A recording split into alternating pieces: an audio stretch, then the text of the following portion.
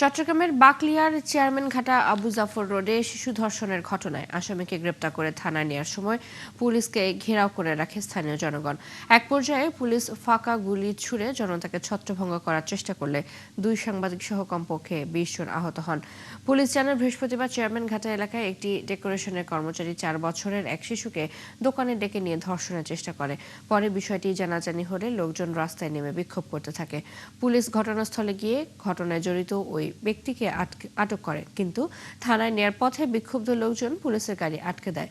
আসামিকে জনগণের হাতে তুলে দেওয়ার দাবিতে বিক্ষোভ করেন তারা। এ সময় পুলিশের গাড়িতেও আগুন দেওয়া হয়। পরে লাঠিচার্জ ও টিয়ার গ্যাস নিক্ষেপ করে আসামিকে পুলিশের জিম্মায় নেওয়া হয়। পরিস্থিতি নিয়ন্ত্রণে আনতে অতিরিক্ত পুলিশ ফোর্স মোতায়েন করা হয়। এ সময় বেশ কয়েকজন আহত হন। এদিকে এ ঘটনার সংবাদ পরিবেশন করতে গিয়ে আহত হয়েছেন দুই সাংবাদিক। তারা হলেন চট্টগ্রাম প্রতিনিধি সাংবাদিক মামুন আবদুল্লাহ এবং নোবেল হাসান। তাদেরকে চট্টগ্রাম মেডিকেল কলেজ হাসপাতালে ভর্তি করা হয়েছে।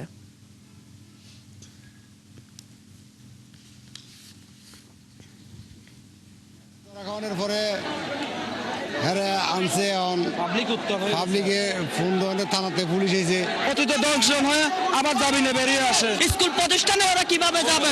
শিক্ষা অর্জন করতে হবে, এরকম মানা যায় না। আজকে আমাদের এই এলাকাবাসীর একটাই দাবি, দর্শনকারীকে বাংলার মাটিতে নয়, আজকে এই এলাকার মাটির মধ্যে বিচার হতে হবে। সেখানকার আজকের পরিস্থিতি জানাতে যুক্ত হচ্ছেন সহকর্মী রাজীব বড়ুয়া। রাজীব, এখন পরিস্থিতি কেমন দেখছেন? আসামিকে কোথায় রাখা হয়েছে এবং আহত যারা হয়েছেন তাদের শারীরিক অবস্থা জানাবেন।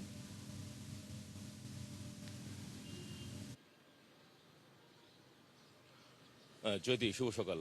আপনি জানেন যে যেহেতু ঢাকায় রামিসা নামে একটি শিশুকে আসলে ধর্ষণ করে হত্যা করা হয়েছে, তো সেই ঘটনার পরে কিন্তু গতকালকে আমরা দেখেছি বেশ কিছু জায়গায় এই ঘটনা নিয়ে বিক্ষোভ সমাবেশ হয়েছে।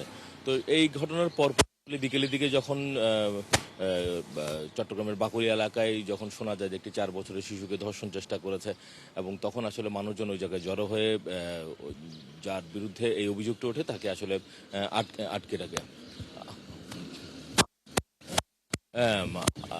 আটক করে রাখে। তো এরপরে আমরা দেখেছি যে এই ঘটনার পরপরই কিন্তু পুলিশ ঘটনাস্থলে যায়। তখন পুলিশ বলছে যে যেহেতু ওই সময় আসলে ২-৩০০ মানুষ ওখানে উপস্থিত ছিলেন এবং তারা দাবি করেছে যে যার বিরুদ্ধে ধর্ষণের অভিযোগ উঠেছে তাকে তাদের হাতে ছেড়ে দিয়ে তারা আসলে বিচার করবে। তো এরপরে আসলে মূলত পুলিশের সাথে এলাকাবাসী সংঘর্ষের ঘটনা চলতে থাকে এবং এক পর্যায়ে মানুষের সংখ্যা বাড়তে থাকে এবং পাশাপাশি পুলিশের ফোর্স বাড়ায় এবং পুলিশের সাথে তাদের সংঘর্ষের ঘটনা ঘটে এবং এই ঘটনাটি প্রায় রাত ১টা-২টা পর্যন্ত আসলে চলেছে এবং এক পর্যায়ে ওখানে যারা ছিল সেই বিক্ষুব্ধ জনতা তারা পুলিশের সংঘর্ষে জড়িয়ে পড়ে এবং পুলিশের একটি গাড়িতেও তারা আগুন ধরিয়ে দেয় এবং পুলিশের সাথে সংঘর্ষের সময় আসলে বেশ কিছু মানুষ আহত হয়। এদিকে বিক্ষুব্ধ জনতা ইট পাটকেল ছুড়েছে, ওদিকে পুলিশ টিয়ার সেল, সাউন্ড গানের রাবার বুলেট ছুড়েছে।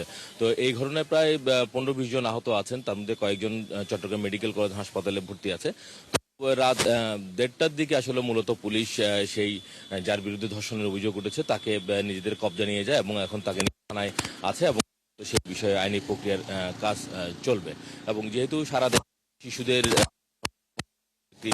ঘটনা ঘটেছে, ফলে আগে বিক্ষুব্ধ ছিল, ফলে এই কারণে এইখানে এই যখন গতকালকে এই শিশুটিকে যখন ধর্ষণের অভিযোগ উঠেছে আসলে মানুষজন অনেক বেশি হয়ে ওঠে এবং এই ঘটনার পরপর বিকেল রাতের দিকে কিন্তু চট্টগ্রাম মেডিকেল কলেজ হাসপাতালে চট্টগ্রামের মেয়র ডক্টর সাদাত হোসেন তিনি ওই আহত শিশুটিকে দেখতে যান এবং তার পরিবারের সাথে কথা বলেন এবং শিশুটিকে তিনি দেখতে যান এবং তিনি বলছেন যে শিশুটি এখন অনেক সুস্থ আছেন এবং সমস্ত ধরনের চিকিৎসা এবং সবকিছু আসলে সিটি কর্পোরেশন এবং হাসপাতাল কর্তৃপক্ষ তারা বহন করবে এবং তিনি জানান যে শিশুটি এখন বর্তমানে নিরাপদ আছে।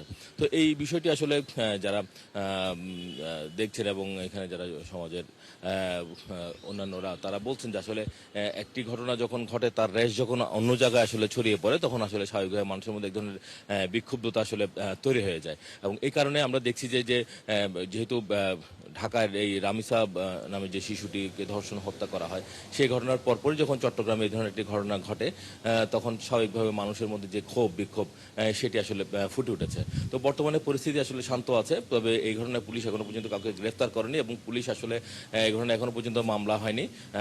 পুলিশ বলেছে এই বিষয়ে মামলা প্রক্রিয়াধীন রয়েছে এবং যে আসামিকে তারা ধরেছে মনির হোসেন, তিনি একজন ডেকোরেশনের কর্মচারী, একটি ডেকোরেশন কোম্পানির, তাকে আসলে পুলিশের হেফাজতে নেওয়া হয়েছে, তিনি থানায় আছেন। এই হচ্ছে গতকালকের ঘটনার সর্বশেষ। রাজীব, ধন্যবাদ আপনাকে। আমাদের সাথে চট্টগ্রাম থেকে যুক্ত ছিলেন সহকর্মী রাজীব বড়ুয়া।